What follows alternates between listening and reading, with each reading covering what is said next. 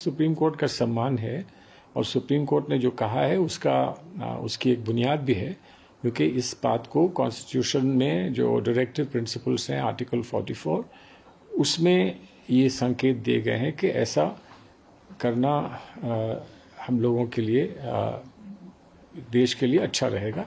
ये उसमें संकेत हैं, उसी को सुप्रीम कोर्ट ने दोहराया है। अब रहेगा कि नहीं रहेगा इस पर तो चर्चा होनी पड़ेगी। चर्चा इसलिए होनी पड़ेगी कि आर्टिकल 44 जो है वो directive principles of state policy कि वो प्रिंसिपल्स, वो बुनियादी उसूल जिस पर हमको सरकार चलानी है या हमको व्यवस्था बनानी है, लेकिन वहीं उसी संविधान में आर्टिकल 25 भी है। वो एक फंडामेंटल राइट है, आस्था का, विश्वास का, अपने पूजा पद्धति का, वो भी आर्टिकल 25 है। तो आर्टिकल 25 को नज़रअंदाज तो नहीं कर सकते हैं। तो 44 क्या कहता है, 25 क्या कहता है, इसका फैसला कौन करेगा? ये तो फैसला सुप्रीम कोर्ट ही करेगा। वही सुप्रीम कोर्ट करेगा जिसने ये संकेत दिए होंगे कि आप यूनिफॉर्म सिविल कोड लाइए।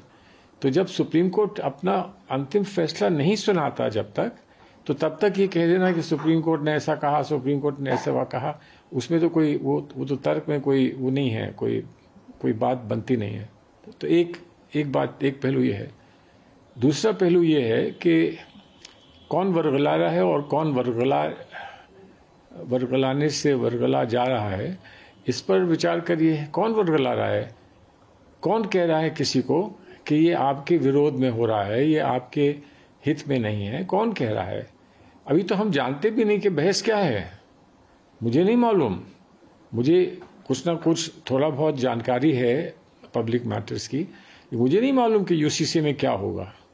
कभी इन्होंने बताया नहीं। हमने तो जो लॉ कमीशन की रिपोर्ट थी, 21वें लॉ कमीशन की रिपोर्ट पढ़ी थी।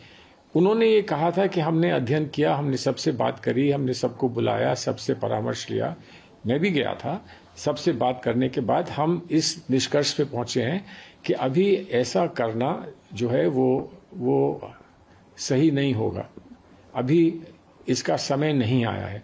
तो वो तो अभी कुछ माह पहले की बात थी, 1 साल, 1.5 साल, 2 साल पहले की बात थी।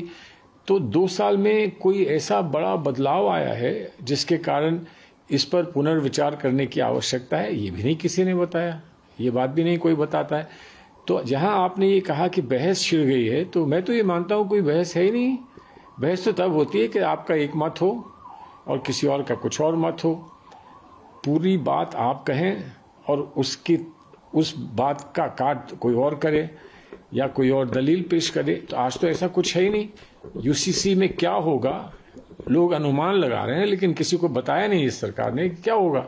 अगर ये सरकार बताए कि क्या होगा, क्यों होगा, कैसे होगा, तब उस पर प्रतिक्रिया की जा सकती है। हो सकता है कोई कहे कि तो बड़ी अच्छी बात है, इसको स्वीकार करते हैं। हो सकता है कोई कहे कि नहीं, इसका प्रभाव जो है, दुष्प्रभाव मुझ पर पड़ रहा है, इसको मैं स्वीकार नहीं कर सकता हूं। तब बात आगे बढ़ेगी, तब पता लगेगा कि बहस में क्या होता है।